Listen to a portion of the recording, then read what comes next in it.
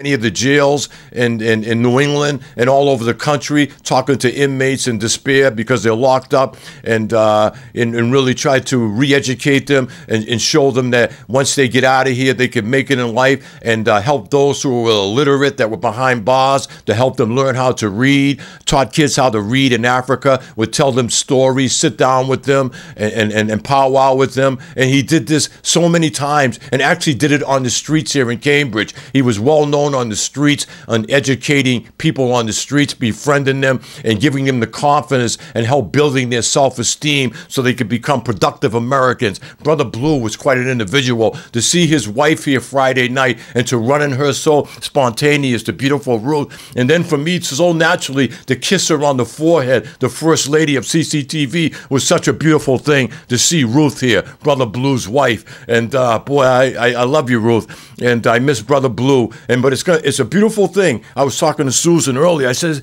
is that going to be hung in the window? I'm looking at this picture, this beautiful portrait of Brother Blue.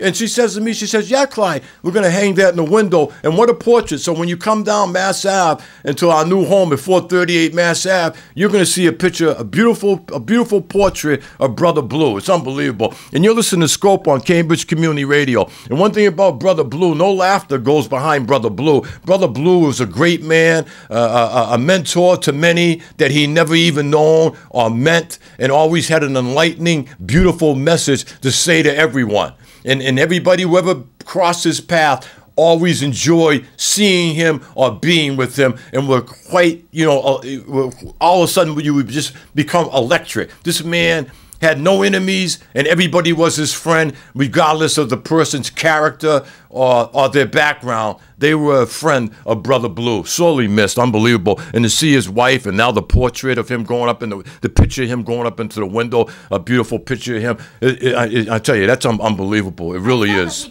I saw the picture. The picture is he's smiling, right? Very and he smiling. has the always smiling. Always smiling. Oh, he's a good man. He's a very good man, right?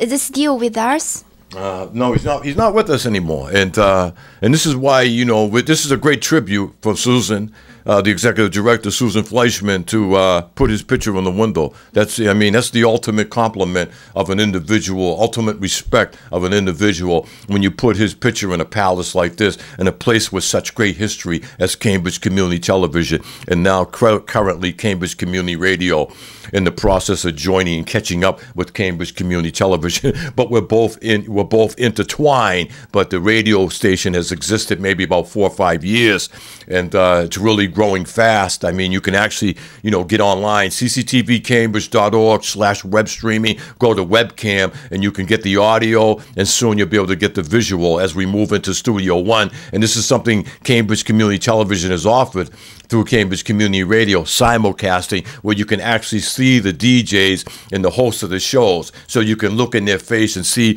what passion and reality they speak with, and you can draw your own conclusions. Are they going through the motions? Do they love what they're doing? Do they have a passion for what they're doing?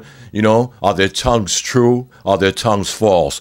You can always, make those sort of estimations on the performers that sit behind the mics. That's what I like about it. I like to be seen because I like people to look in my eyes and see how I speak. I don't speak with false tongues. All right, you know what? It's just a little bit we need time to adapt for this because we always in front of the camera. This time, no camera. It took you 2 hours. I got here at 9:10. And Sissy arrived at maybe 9:20, and she finally walked in the studio 4 minutes before we went on the air. And Where did I go? I don't know. You look beautiful, so you was doing something. I don't know, but it's all good. It's obviously all good, and you'll see that in a few minutes, you listeners, when we go back into a little simulcast mold here at Cambridge Community Television. But I like doing this. I like doing different things, and it makes it more interesting. You move from one room to another, and this is what it's all about. Yeah, interesting. That is interesting. I think life will always need more changes, right? Make life be more interesting. And like this Frankenfish, this is very interesting. It's bigger, even for this Frankenfish fish like no, I mean the salmon. Now in the market they only sell for the modified fish, which is the salmon. They don't sell the other fish. They only sell the salmon now. And then the looking is looking really good. It looks pretty, and the taste is good. As the same as the natural salmon, the high proteins. So yeah, some people, but the price is lower than the natural one. Like you know what? Yesterday. I have been asked several, nearly 10 people about the ideas if they will accept this modified fish in the supermarket or not. And you know what? What is the result? I asked 10 people. How do you think? Well, you know, what did they think? What did they say? What did they say? 10 people, okay, including young teens, including adults, including seniors, and 8 people, they say, no. Two people, they say, I like to try, I want to try. Well, they're on my side, those who said no, and I think they're the intelligent ones, not slighting the other folks who said yes to it. They would love to try it. But anything that looks like a stuffed mannequin, and I disagree with you in terms of it looks good. I don't think it looks good. And you guys will be able to make a judgment soon when we go into the other room and we go online and we pull the fresh fish up, the fresh salmon, which will be on the bottom, the smaller one, and then Sissy's beautiful salmon up top, the genetically made one. And I'll tell you, it's not easy to see that one looks beautiful and fresh, and the other looks like something, a mannequin, a stuffed mannequin, something you should hang up on your wall. And anything that looks like that, I'm not eating, I'm not touching. Right. I mean, well, you cut it down piece by piece, and then you put them together. It looks similar. Looks similar. Okay. So now, should I have a question? Like, okay, for the nature salmon, for the nature fish from the sea, do you think it is healthy? Oh, yeah, salmon's good. A lot of people love salmon. It's one of the healthiest fish that you can eat. A lot of people love that salmon meat. I'm not a big salmon man. I'm more like a bluefish, a haddock type of guy, or a mackerel type of guy. And not because I like mackerel because it's one of the most inexpensive fish. It's just so healthy for you. But I like bluefish, I like haddock, and maybe a piece of swordfish on occasion. But I love fish. But a genetically made fish, and like that looks like something I should hang on my wall. There's no way that I look at that and that looks desirable for me when I go to market to buy fish. I'll look at that thing. If that thing's sitting in there in a case with all the other fish, I'm going to say, hey, guy, why don't you take that out of there and just hammer it to the wall?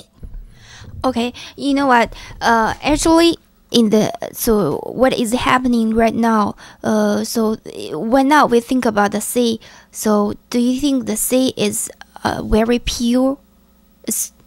The sea was polluted, pollutions. There are a lot of pollutions to the sea, and the water is not pure as before now.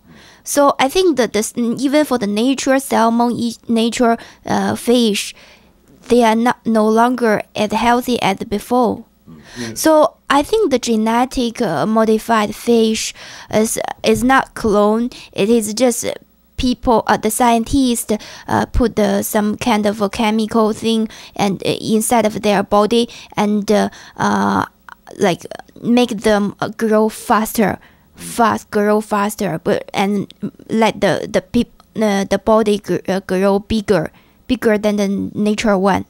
So actually, the genetic modified fish, I think it is also the real, everything inside it is also the natural one. But just because of the body and it's different. I mean, what you want? I disagree with you. I really do. Anything genetically made, right? Modified, genetically made.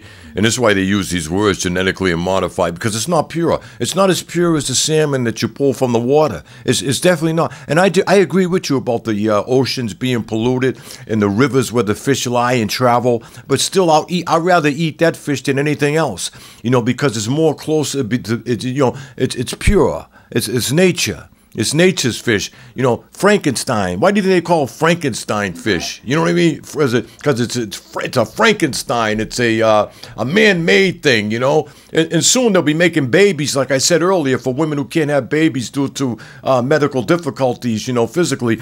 And so I just don't know, where does it all stop? Not with just the fish. They're already making food the same way, and meats and in the market. And so, you know, and they got different labels on them. So be careful when you even buy meats now. Now it went from the meats to the fish and then to human beings very soon. And where does it all stop? And so I just don't think it's a good thing. It's a healthy thing. I think of people who have problems like high blood pressure, sickle cell anemia, different cancers, bladder problems, and a lot of women tend to have that at times with age, and diabetics, and people with kidney problems, colon problems, fatty cells.